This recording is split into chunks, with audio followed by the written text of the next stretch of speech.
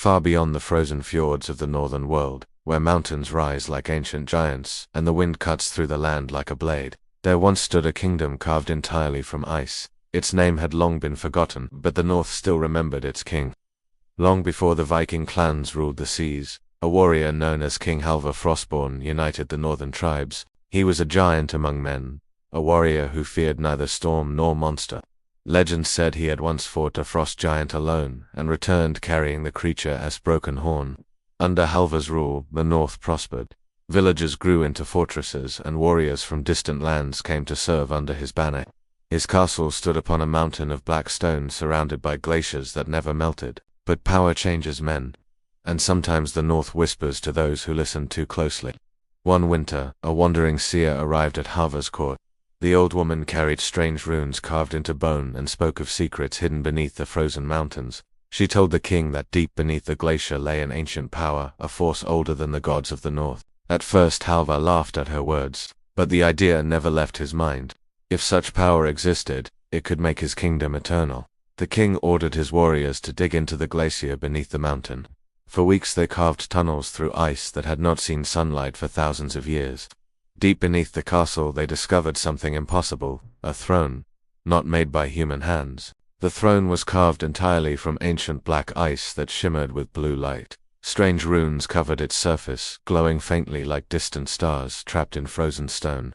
The seer warned the king, "That throne does not belong to men." But Halvar had already made his decision. He sat upon the throne. The moment his body touched the ancient ice, the mountain shook. A storm erupted across the north that lasted for 7 days and 7 nights. The sea froze along the coasts, forests cracked under sudden frost, and the sky burned with unnatural northern lights. When the storm ended, the castle gates were sealed shut. No one ever saw King Halvar again. Years passed. The kingdom slowly disappeared from the maps of the north. Travelers who passed near the mountains spoke of strange lights moving inside the abandoned fortress, and sometimes they heard footsteps in the snow where no man stood. Centuries later, in a small village at the edge of the frozen wilderness, a warrior named Eirik Coldblade heard the old stories. Eirik was a hunter of monsters. His travels had taken him across glaciers, forests, and broken kingdoms swallowed by ice. He had fought wolves larger than horses and once killed a troll hiding beneath a mountain bridge. But the story of the Ice King was different. The villagers claimed that something had begun moving again inside the ancient castle. Hunters had seen lights burning within its frozen towers, and soldiers who approached the mountain never returned. Eirik decided to find the truth. The journey north took 3 days through blinding snowstorms and frozen valleys where the wind howled like lost spirits. By the time Eirik reached the mountain, the sky had turned dark and heavy with falling snow. The castle stood exactly as the old stories described. A fortress of black stone trapped within endless ice. Its towers pierced the sky like frozen spears. The gates were broken, but the mountain felt alive. As Eirik climbed the frozen path toward the castle, he noticed something strange in the snow. Footprints, dozens of them. But they did not belong to living men. The tracks were stiff and unnatural, as if the warriors who made them had marched without bending their legs. Eirik followed them into the castle. Inside the great hall, the air was deathly cold. Ice covered the walls like glass, and ancient banners hung frozen in place after centuries of silence. Then he heard it, a slow, heavy movement. At the far end of the hall stood the throne, and upon it sat a figure wearing a crown of jagged ice. King Halvar, or what remained of him. His armor had frozen into his body, and pale blue light burned inside his empty eyes. Frost covered his beard like white chains, and the throne itself seemed to breathe with ancient power. The Ice King had awakened. Halvar slowly rose from the throne. The ground beneath Eirik's feet froze instantly as the king stepped forward.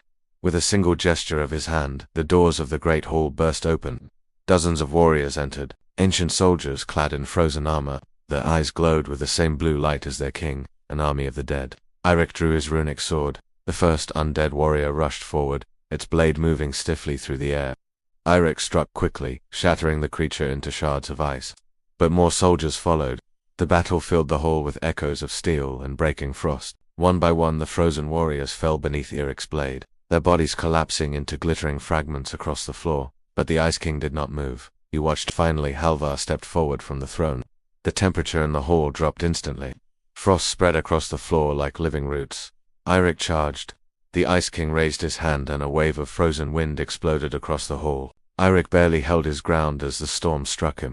Halvar moved with terrifying strength, swinging a massive frozen blade carved from the throne itself. Their weapons collided with a sound like breaking glaciers. The battle raged across the hall, ice shattering from every strike. Finally, Eirik saw the truth. The power of the throne flowed through the king's crown. That was the source. As Halvar raised his sword again, Eirik leapt forward and drove his blade upward into the crown of ice. The runes on his sword ignited with bright blue light. The crown shattered. A scream echoed through the fortress as the ancient magic broke apart.